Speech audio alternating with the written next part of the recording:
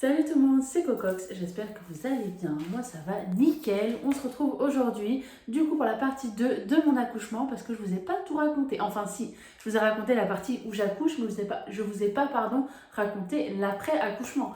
Et c'est très différent de ce que vous avez eu en France. Quand j'en ai parlé à mes amis, ils ont été un petit peu choqués, voilà. Alors, j'ai mes petites notes, j'ai ici ma petite tasse Harry Potter et ma plante qui est en train de décéder. Je change de décor à chaque fois, donc là on est dans ma cuisine. Je vais où je peux. Voilà, dans la chambre c'est pas possible parce qu'il y a le petit qui dort. Ici dans le salon je peux pas parce qu'il y a mon chéri du coup qui regarde la télé. Du coup je me retrouve dans la cuisine. Voilà, j'ai pas une pièce spéciale pour filmer. Mon rêve d'avoir un bureau gaming. Bref, je m'éparpille. Déjà première chose que je voudrais vous dire, c'est que j'aimerais beaucoup revenir un tout petit peu sur la vidéo précédente parce qu'il y a un point que je n'ai pas du tout détaillé et que j'aimerais détailler avec vous, c'est les contractions. J'ai dit tout simplement que je les gérais très mal, mais je n'ai pas donné plus d'informations. Alors quand je disais que je les gérais très mal, alors déjà vu que le petit il était dos à dos avec moi, j'avais très mal au dos, en bas du dos et pas au ventre. Donc déjà ça c'était difficile et j'étais fatiguée, j'avais pas dormi de la nuit et je savais que ça allait être douloureux les contractions, mais voilà, je m'attendais pas à ça. Et en fait, quand les contractions arrivaient, je me crispais et c'est le truc qu'il faut pas faire.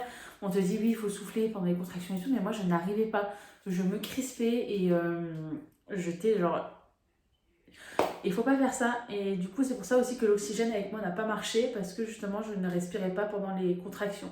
Alors, je suis dégoûtée parce que j'aurais tellement aimé avoir un accouchement sans péridurale. Bon, au final, j'aurais eu la césarienne, donc j'aurais dû avoir une anesthésie, mais j'aurais tellement essayé vraiment aimé ne pas avoir de contractions. En plus, j'ai parlé à d'autres mamans au groupe pour bébé où je vais et elles m'ont dit qu'elles l'ont fait sans péridurale et elles m'ont donné plein d'astuces et tout comme par exemple l'hypnothérapie, un truc comme ça.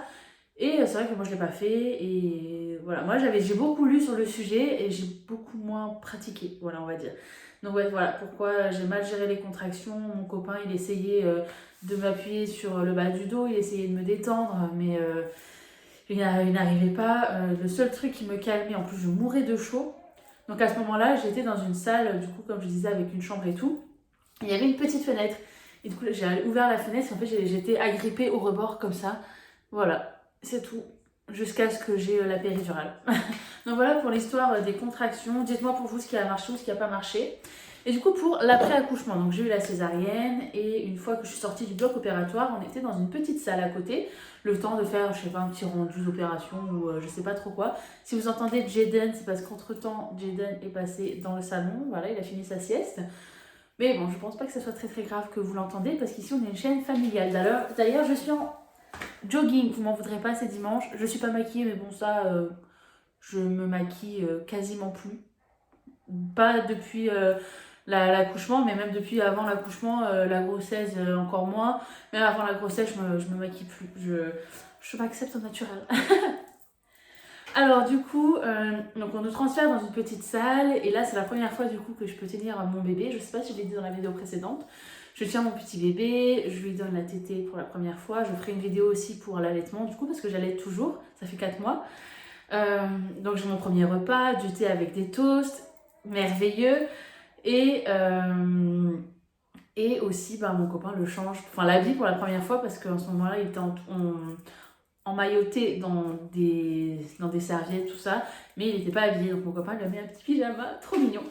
Et à ce moment-là, on me dit qu'on va me transférer au ward. Et là, je me dis, c'est quoi le ward?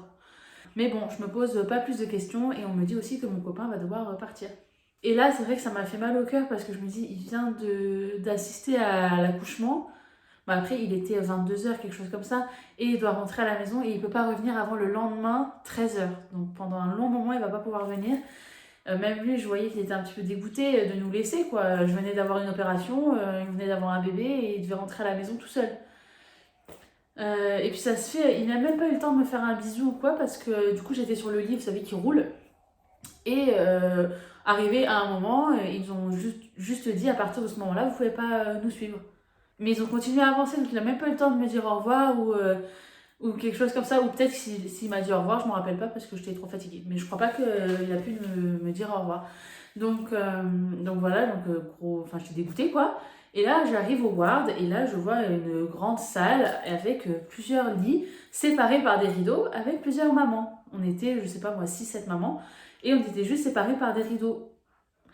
Et moi je pensais, bon ok, je vais rester là. En fait, moi je pensais que c'était un peu comme en France où on avait, vous savez, des chambres individuelles. Mais pas du tout. En fait, en Angleterre, si vous avez eu la péridurale, vous allez en ward. Donc en fait, c'est un grand espace avec toutes les mamans qui ont eu la péridurale séparées par des rideaux. Donc vous imaginez bien le bruit avec les bébés qui pleurent et tout la nuit. Bref, je reviendrai sur ce sujet-là après. Et si vous avez eu un accouchement naturel sans péridurale, vous avez eu droit à l'oxygène, mais si vous avez eu la péridurale, si vous n'avez pas eu la péridurale, pardon, vous passez en Serenity Suite. Suite. En fait, c'est la suite de Sérénité. Et en fait, c'est à cet endroit-là que moi j'étais au tout début, quand j'avais pas la péridurale. Donc, c'est la grande chambre avec le lit, la salle de bain privative. Parce que moi, du coup, je partageais, il y avait 2 salles de bain pour, allez, je sais pas, 6 7 mamans, un truc comme ça. Et en fait, voilà, j'ai su après que si j'avais pas eu la péridurale, je serais restée dans cette chambre-là. Et franchement, j'aurais trop aimé aussi parce que c'est vrai que là, dans le ward, il y a beaucoup de mamans. Alors, je vais avoir raconté après la première nuit. Du coup, j'arrive, on me met dans mon espace. Donc là, il y a plein de petits check-up qui se font. La tension, ils vérifient le bébé, ils vérifient que je vais bien, etc. Et ils s'en vont. Et là, ils me laissent. Et là, je me retrouve moi toute seule avec mon bébé. Je sentais pas mes jambes parce que j'avais la péridurale. J'avais la césarienne. Enfin, je me dis quand même que j'étais ouverte. Et je me retrouve toute seule. Ça a fait vraiment drôle. Et je regarde mon bébé et je me dis, oula, qu'est-ce que je fais? S'il pleure, qu'est-ce que je fais? Parce qu'il était dans un berceau à côté de moi. Mais s'il pleure, qu'est-ce que je fais? Je peux pas bouger mes jambes. Comment je fais pour le prendre? Et en fait, c'est après qu'il y a une autre sage-femme, une étudiante d'ailleurs, je la remercie, je ne me rappelle plus de son prénom, mais elle était vraiment adorable, c'est elle qui m'a le plus aidée pendant ces 2 jours où je suis restée à l'hôpital. Et donc elle est venue, elle m'a donné le petit bouton, elle me dit si vous avez besoin d'aide, vous appuyez là, si vous voulez qu'il soit changé, vous appuyez là, si vous voulez qu'on vous le transfère du bassinet à vos bras, vous appuyez là. Et voilà, franchement, ils ont été adorables. Ils l'ont changé pour moi au tout début parce que, comme je vous disais, je pouvais pas bouger mes jambes. Donc voilà, ils l'ont changé pour moi. Et cette première nuit, je pense que j'ai pas dormi. Ou si j'ai dormi, j'ai dû dormir une demi-heure. Parce que t'as tellement d'adrénaline d'avoir eu ton bébé, t'as l'adrénaline, t'as la fatigue, oui, c'est sûr, mais tu repenses à tout ça et tu repenses aux événements et moi, je sais que je pouvais pas arrêter de regarder mon bébé. J'ai été là, je le regardais. Je pouvais pas m'empêcher de le regarder, je pouvais pas dormir. Et voilà, c'est vraiment... Ouais, je pense qu'il faut le temps d'assimiler. Je savais que c'était mon bébé, mais il faut le temps d'assimiler tout ce qui s'est passé, de se dire c'est mon bébé, quoi. Trop beau. Et en plus, pendant la nuit, pendant toute la nuit, je crois, à ce moment-là, toutes les 2 heures à peu près, il y a quelqu'un qui venait vérifier la tension, le bébé, etc.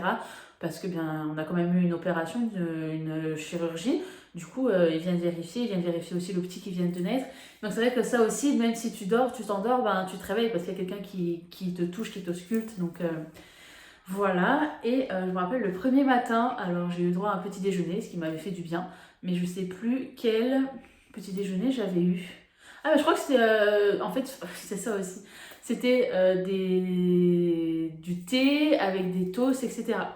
Sauf que moi, le matin, je crois qu'il devait être 7 h du matin, on vient me voir et on me dit, bon, vous allez à la douche?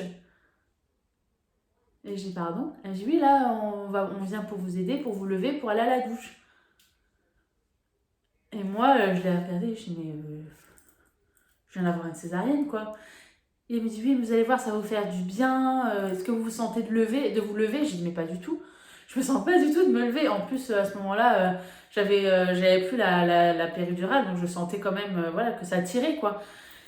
Et je dis, non, je me sens pas. Elle dit, ne vous inquiétez pas, on va vous aider, on va vous porter, madame. Donc elles étaient 2 avec moi. Et puis même laisser mon bébé, enfin, je sais pas. Je dis, c'est qui va surveiller mon bébé? Elle dit, ne vous inquiétez pas, on est là. S'il pleure, on est là.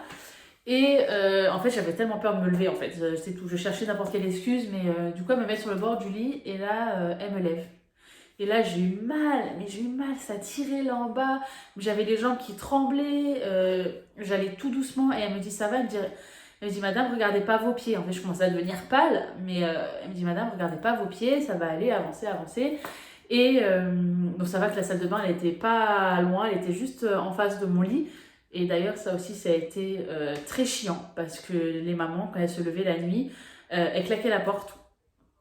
Et moi, j'étais avec mon bébé juste en face et claquer la porte. Il y avait aussi, vous savez, le bac où les docteurs ils mettent les trucs usagés, vous savez, avec le pied et le truc en métal qui se ferme comme ça, les poubelles. Ça aussi, c'était juste à côté de mon lit. Et combien de fois ils m'ont réveillée la nuit parce que le truc il claquait quoi, toutes les 2 secondes, dès qu'ils changeaient de gants, dès qu'ils changeaient de patient, ils changeaient des gants, ils mettaient tout là et à chaque fois. Franchement, quand ils examinaient les gens, c'était au moins toutes les 5 minutes parce qu'elles étaient 2 à tourner à chaque fois. Donc voilà, donc ça c'était très chiant. Donc bref, l'histoire de la douche, donc j'arrive à la douche, en plus j'avais encore le cathéter, parce que quand t'as la péridurale, t'as le cathéter. Donc j'arrive à la douche et elle me laisse. Et j'avais tellement peur moi de tomber ou je sais pas, de m'évanouir ou quoi. Mais c'est vrai qu'après, quand tu restes debout, ça va mieux. Mais je vous avoue que ma douche, je l'ai pris en 2 secondes, mais c'est vrai que ça a fait du bien. Parce que j'étais sale de la veille, l'accouchement, enfin déjà les contractions, j'ai transpiré, l'accouchement, etc. Donc voilà, j'ai pris ma douche et c'est vrai que moi j'ai eu beaucoup de mal et j'ai encore du mal maintenant à toucher ma cicatrice. Bon là ça va, il y avait un pansement, mais voilà, je frottais bien autour, je me lavais, etc. Pour m'habiller, alors j'ai juste enfilé une robe de nuit, même si c'était la journée, je m'en fous, parce que je ne me voyais pas mettre un pantalon, je suis pas folle. Et voilà, j'ai pris ma douche et je suis de suite allée me rasseoir dans mon lit, voilà.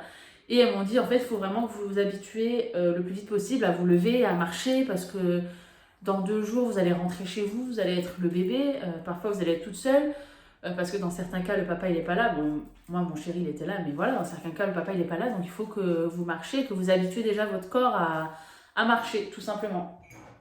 Mais c'est vrai que c'est pas facile, c'est pas facile. Donc voilà, je crois que pour ça, c'est bon. Donc voilà, après, du coup, ils sont malins, hein. Ils sont malins, parce que pour avoir le petit déjeuner, en fait, c'était genre un truc en forme de croix. Il y avait un couloir comme ça, et le petit déjeuner, il était au milieu. Donc si tu veux le petit déjeuner, si tu veux ton petit café, eh ben, il faut marcher jusqu'à là-bas. Et voilà, donc j'ai dû me relever de mon lit, marcher tout doucement, pour aller prendre mon café, mes petits toasts. Ça m'a fait du bien, mais du bien, oh là là, franchement, ça m'a fait du bien. Non mais franchement, déjà la bouffe, déjà c'est la vie. Déjà. Alors moi j'avais pas eu de vrai repas depuis Mathusalem, donc bon. Donc voilà, je prends un petit déjeuner, il y a toujours en ce moment-là, j'ai des antidouleurs, j'ai les médecins qui passent et tout. Sauf que moi j'avais mal quand je respirais ici aux côtes. Donc j'en fais part au médecin et ils me disent écoutez, demain, ça serait bien qu'on vous fasse passer, si demain ça va pas mieux, ça serait bien qu'on vous fasse passer une radio, parce que vu que vous avez une chirurgie, il se peut que vous ayez des caillots, enfin il y a des risques quoi. Sauf que moi je leur ai dit, je sais pas si c'est ça, mais moi pendant des heures aussi, j'étais dans une position tordue à cause du cœur du bébé qui ralentissait, et du coup j'étais pas dans une bonne position pendant des heures, et peut-être que ça aussi ça joue au fait que j'ai mal, que voilà. Mais bon, donc la journée passe, mon copain arrive à 13h enfin. Je venais d'avoir mon repas d'ailleurs. Franchement, c'est high-tech, hein. Je pensais qu'on allait avoir un truc tout pourri. Mais en fait, non, vers 10h, t'as une dame qui vient avec une tablette et elle te dit choisissez votre menu. Et là, vous avez le choix entre du poisson, de la viande, de la purée. Vous pouvez choisir votre plat, votre dessert, votre accompagnement. Alors moi, je sais plus qu'est-ce que j'avais pris. Qu'est-ce que j'avais pris moi le premier jour? Je sais plus. J'avais pris un truc avec de la sauce, je crois que j'avais pris des frites et de la viande. C'était bon, mais je sais plus c'était quoi. Si je me rappelle, je vous l'écris quelque part. Mais c'était bon. Et en dessert, par contre, mon dessert, j'avais pas eu le temps de le manger. Parce qu'entre temps, il y avait le petit qui avait faim, donc j'ai dû l'allaiter. Et c'était long au tout début, c'était assez long de l'allaiter pour trouver la position et tout. Et voilà, entre temps, les femmes sont venues récupérer mon plateau et du coup, j'ai pas pu le manger. Et c'était apple crumble, un crumble de pomme que j'ai pas pu manger. Voilà, à 13h, mon copain arrive enfin, donc il va pouvoir passer un petit peu plus de temps avec le bébé, avec le petit Jaden. Et franchement, ça fait du bien qu'il soit là parce que on peut en parler. Donc il m'a demandé comment s'est passée la nuit. Il me dit que lui, ça lui a fait très drôle de s'être retrouvé tout seul à la maison. Que voilà, il vient d'avoir un enfant et puis il se retrouve tout seul à la maison, un petit peu comme un con quoi. Donc voilà, il est venu, il a demandé ce que les médecins ils ont fait, si tout allait bien, etc. On a passé des bons moments, je lui ai expliqué l'histoire de la douche, je dit mais ils sont fous, ils sont fous, ils m'ont fait prendre la douche et tout. Et bon, au final, il est resté, c'était de 13h à 18h, il est resté jusqu'à la fin, jusqu'à 18h, non 16h, 18h je crois, ou 17h, non 17h, pardon. Donc il est resté vraiment jusqu'à la fin, mais bon, ça passe vite, hein, 4 heures quand même.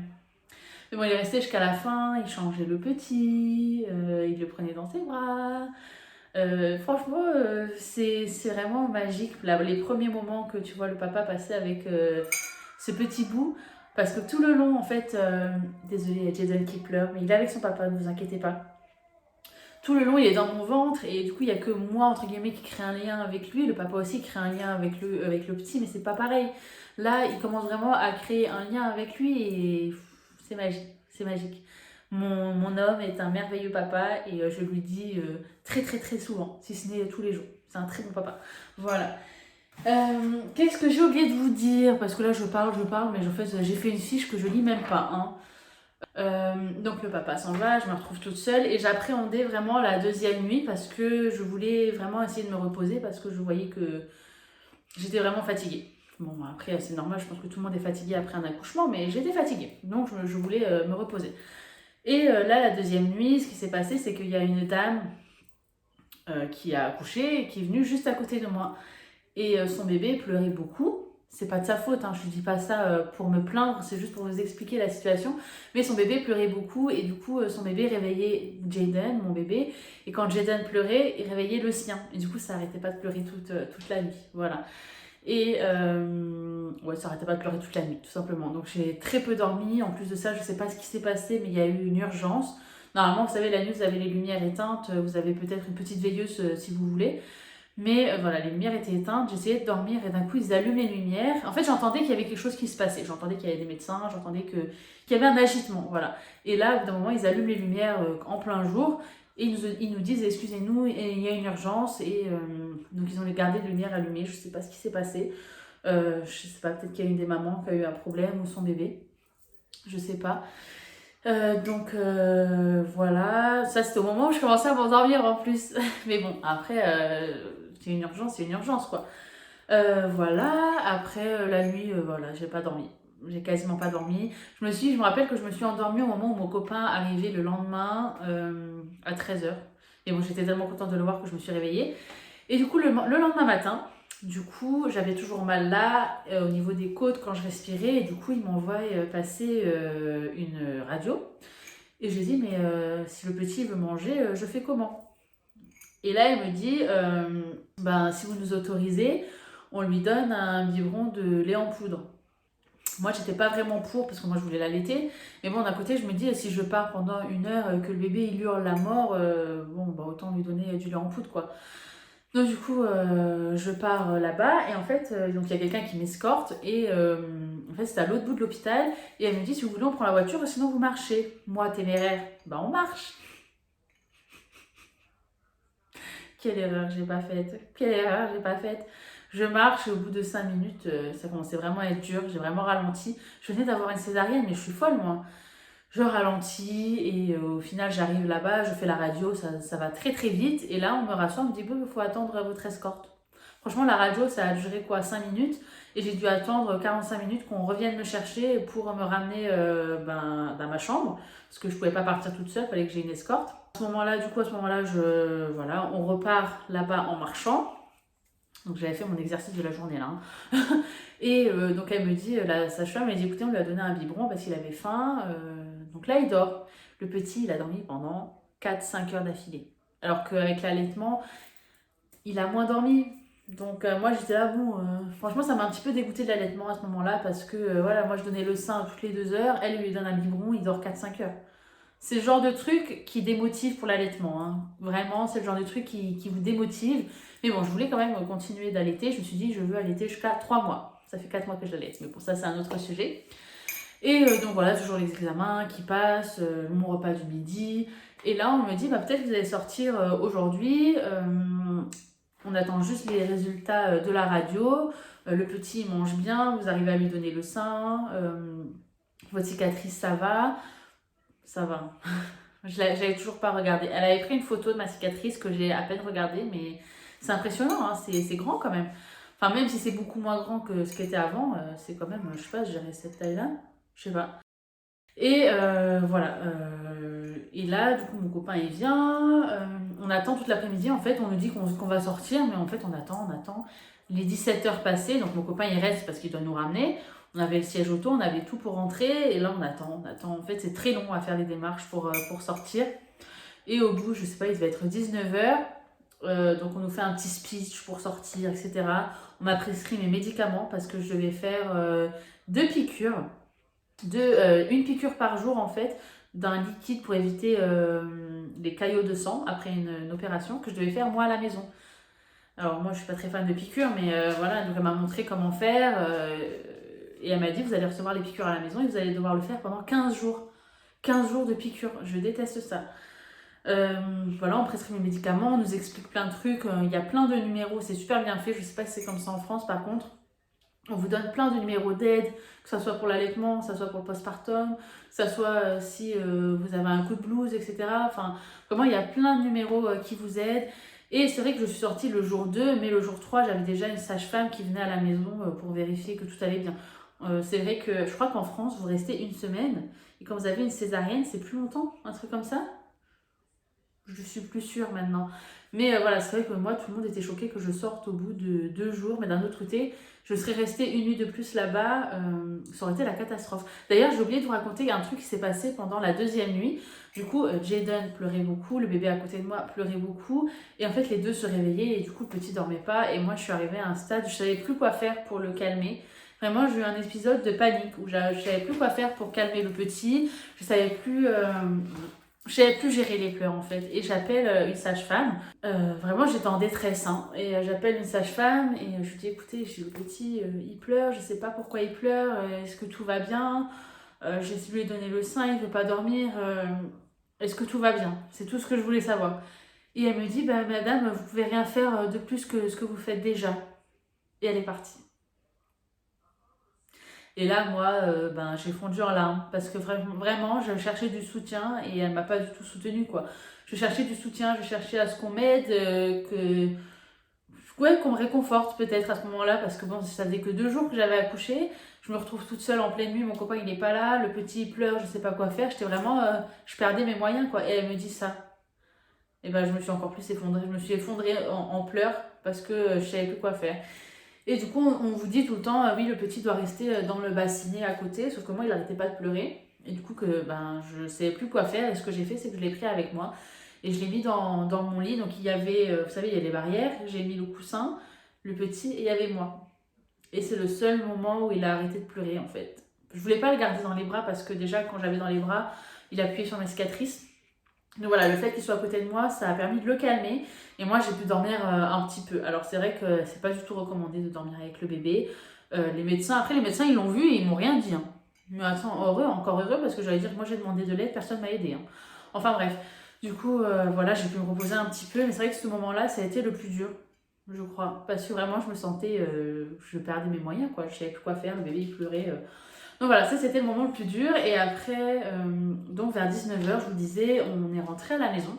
Donc on a fait les papiers et tout. Et là, on se retrouve avec le petit. Je vous montrais une photo trop cute avec mon chéri qui porte le siège auto. Et on rentre à la maison, quoi. On rentre à la maison. Et je me rappelle, on l'a posé ici sur cette table-là, le petit dans ce siège-là. On l'avait posé là pendant que mon copain il était en train de cuisiner. Il avait fait, pendant qu'il était tout seul le matin, il avait prévu plein de trucs. Il avait prévu de faire à manger. Donc il avait fait un grand plat avec un truc à manger. Il m'avait acheté des fleurs et du chocolat qu'il avait mis sur notre lit, trop mignon. Et voilà, le petit il était là. Et nous on le regardait comme ça. C'est pas qu'on savait pas quoi faire, c'est qu'on était juste émerveillés qu'il soit là avec nous et que ça y est, il soit à la maison quoi. Alors moi je trouve personnellement que ça s'est fait très naturellement. Mon rôle de maman s'est fait très naturellement. Je dis pas que j'ai pas eu de doute ou quoi, mais c'est vrai que ça s'est fait très naturellement. Moi j'ai toujours aimé les enfants. J'ai eu un petit frère quand j'ai su pardon que j'allais avoir un petit frère. J'étais la plus heureuse du monde. Je l'attendais avec impatience. Donc voilà, je sais pas, ça s'est fait très naturellement. Même maintenant, voilà, ça se fait très naturellement, c'est très fluide, mais c'est vrai que l'après-accouchement vient avec enfin pour ma part en tout cas, des centaines et des centaines de questions. C'est vrai que déjà, à la base, je suis quelqu'un d'assez stressé. Ouais, très stressée, je vais beaucoup réfléchir à plein de choses en même temps, j'ai mon cerveau qui fuse tout le temps. Et là, d'avoir un bébé, ben, c'est fois, je sais pas, fois 10 quoi. Et c'est vrai que ça, j'ai eu beaucoup de mal à gérer, tout le temps à vouloir aller vérifier sur internet que tel truc était normal, etc. Heureusement que la sage-femme elle est arrivée le lendemain et j'ai pu lui poser plein de questions. Enfin voilà, la première nuit à la maison, il me semble que ça s'est bien passé. Bon, il s'est réveillé toutes les 2 heures, mais ça s'est bien passé. Il dormait dans le petit bassinet à côté de nous, ça s'est bien passé. J'étais la plus heureuse du monde et je suis toujours très heureuse. Mais c'est vrai que là, ça devient un petit peu plus difficile parce que ça fait 4 mois maintenant que j'ai accouché. Le petit dort toujours pas, donc j'ai toujours pas eu de vraie nuit depuis 4 mois. C'est vrai que j'ai dormi parfois 6 heures d'affilée grâce au petit, mais le plus souvent, je continue à me lever toutes les 3-4 heures. Voilà. Donc c'est vrai que c'est pas facile. En général, on le met au lit vers 18h, 19h parce qu'il veut pas se coucher plus tard. Il veut pas aller au dodo plus tard. 18h, 19h, il se réveille vers minuit, 1h. Après, vers 3-4 heures, voire 5 heures si on a de la chance. Et après, 7 heures ou 8 heures. Voilà. Donc ça, c'est les nuits que je fais en ce moment. Et voilà. Voilà. Je pense que je vous ai tout dit dans cette vidéo. Attendez, je vais vérifier. Oui, du coup, voilà, je vous ai tout dit. Alors, si vous avez des questions, comme d'habitude, n'hésitez pas à me les poser. Je répondrai avec grand plaisir. D'ailleurs, merci à ceux qui m'ont partagé leur accouchement dans les commentaires de la vidéo précédente. Ça me fait extrêmement plaisir de vous lire, que vous partagez vous aussi votre accouchement avec moi. Ça me fait chaud au cœur que vous soyez en confiance pour en parler, tout simplement. Et voilà, j'espère que cette petite vidéo vous aura plu. Alors, je vous avoue que je la tourne samedi pour dimanche. Donc je suis vraiment en retard. Voilà. Du coup, voilà, pour le bilan, l'après-accouchement, pour moi, a été vraiment, je ne m'attendais pas à ça, au ward et tout. Je pensais vraiment que j'allais être dans une chambre seule. Je savais que j'allais sûrement sortir au bout de 2 jours, mais je pensais que vu que j'avais la césarienne, j'allais sortir plus tard. Mais pas du tout. Donc voilà, petit bilan, mon accouchement, globalement, c'est quand même bien passé. Je vais bien, le bébé va bien, donc c'est le plus important. C'est vrai que ça a été éprouvant, ça c'est sûr, ça a été difficile, mais ça s'est bien passé. Voilà, au final, ça s'est bien passé et c'est le plus important. Voilà. Et écoutez, sur ce, je vais vous laisser. Je pense que je vous ai tout dit. Merci à vous d'avoir regardé cette vidéo jusqu'à la fin. Merci à tous ceux qui s'abonnent. D'ailleurs, on est déjà 60 abonnés. C'est beaucoup. Merci. Comme d'habitude, avant de partir, je vous invite à laisser un petit pouce bleu, un petit commentaire, à vous abonner si ce n'est pas déjà fait. Et moi, je vous dis à très vite. Ciao!